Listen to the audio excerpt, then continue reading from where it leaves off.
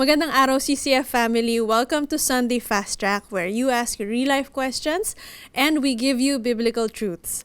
Ako po si Marty Nolan mula sa CCF Communications at kasama natin si Pastor Leo Mata para sagutin ang inyong mga katanungan. Magandang araw po, Pastor Leo. Magandang araw, Marty. Ayan. So, salamat po sa inyong naging mensahe tungkol sa ika-6 na commandment tungkol sa thou shall not kill. So, tingnan na natin ang mga tanong ng ating mga viewers ngayon. Sa question 1, kasalanan o masama ba ang magalit? Kailan nahahalintulad o nagiging pagpatay sa mata ng Diyos ang galit? Okay, magandang katanungan yan, no? So, yung kasalanan ba o masama ba na magalit? Normal lang na magalit kapag tayo ay nagawa ng hindi tama. Kaya lang, nagiging masama lang yan, no, kapag itinanim na natin sa ating puso yung galit. Sabi sa Ephesians chapter 4, verse 26, sinabi niyo doon, be angry, yet do not sin. So okay lang na magalit, no? Kaya lang, sa galit mo, huwag kang magkasala. Kaya sabi niya doon, do not let the sun go down in your anger. So meaning, huwag mong patagalin yung galit para hindi siya maging kasalanan. No? Kaya lalo na mas magiging masama yan kung yan ay itatanim mo sa puso mo. So imagine mo, dala-dala mo yung galit every time na makita mo yung tao, nanggagalaiti ka sa galit. So anong sinasabi sa verse 31 ng chapter 4 ng Ephesians? Sabi niya doon, so get rid of all bitterness, no?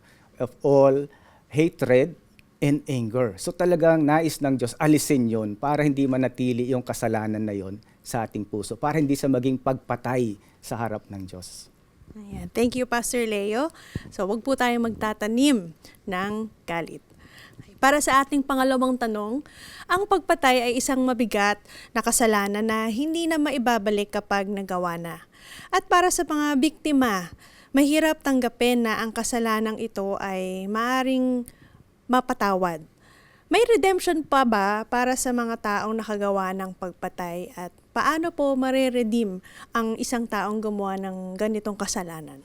Okay, so mabigat din yung tanong na yan, no? Kung sakali na may nanonood sa atin ngayon na halimbawa ay nakapatay tayo unintentionally o kaya nakulong tayo at kalalabas lang natin, na feeling natin wala na tayong pag-asa.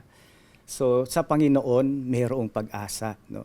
Kumbaga sa kwento sa Biblia, si Cain at si Abel. Naalala niyo yon, si Cain na pinatay niya, napatay niya yung kanyang kapatid na si Abel.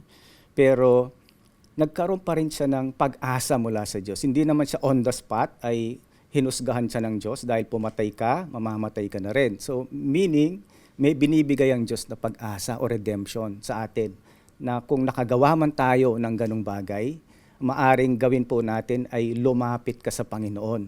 Kadalasan kasi mas lumalayo sa Panginoon yung taong nakagawa ng kasalanan. Pero kung lalapit tayo sa Kanya, doon magsisimula yung redemption. Oo, meron niyang consequences yung mga nagawa nating kasalanan. Kaya lang, sa Panginoon, no, kaya niyang baguhin yung ating sitwasyon, kaya niyang alisin yung mga guilt sa puso natin at kaya niyang palitan niya ng kapayapaan. Naalala ko lang isang kwento ng isang tribo na kung saan lahat ng nakakapatay ay nilalagyan nila ng ekis sa kanilang noo. No? So yun, pag may nakita kang ekis, ibig sabihin mamamatay tao yon. Pero ang ginawa po ng mga taong may ekis, instead na malungkot sila, binago nila yung kanilang reputasyon. So nagsimula silang gumawa ng kabutihan. So pagdating ng panahon, di na naalala na ang ibig sabihin ng ekis ay mga mamamatay tao, kundi ito na yung gumagawa ng kabutihan sa kapwa. So may redemption, lalo na kung lumapit tayo sa Panginoon. Amen. So lumapit po tayo sa Panginoon at nasa Kanya ang pag-asa. At para sa ating huling tanong, tama po ba na hangarin natin ang kapahamakan ng kaaway kung sa ngalan naman ito ng hustisya? Very relevant yan, no? Nakakarinig tayo mga balita na parang gusto na nating sana, no, meron tayong i-wish na i-harm na yung tao dahil sa nagawa nila. Pero kung isipin natin, tayo din naman nagkasala eh.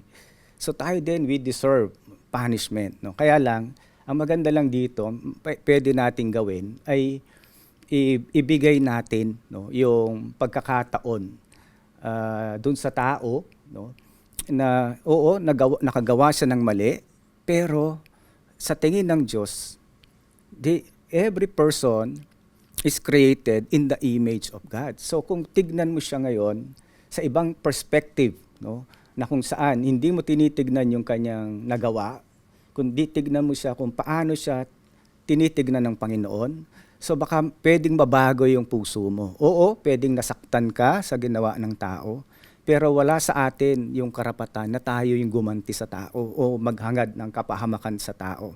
Ang Diyos na yung bahala doon. So pwede natin gawin, no?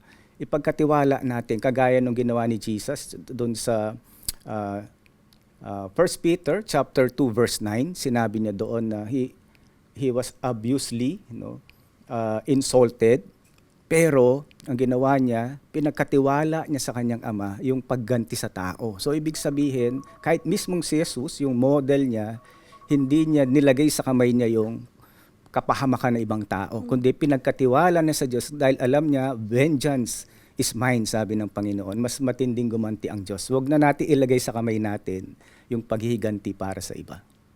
Amen. Maraming salamat po, Pastor Leo, sa pagsagot sa ating mga katanungan for today. At ito po ang CCF Sunday Fast Track. God bless and Happy Mother's Day po sa lahat ng mga nanay.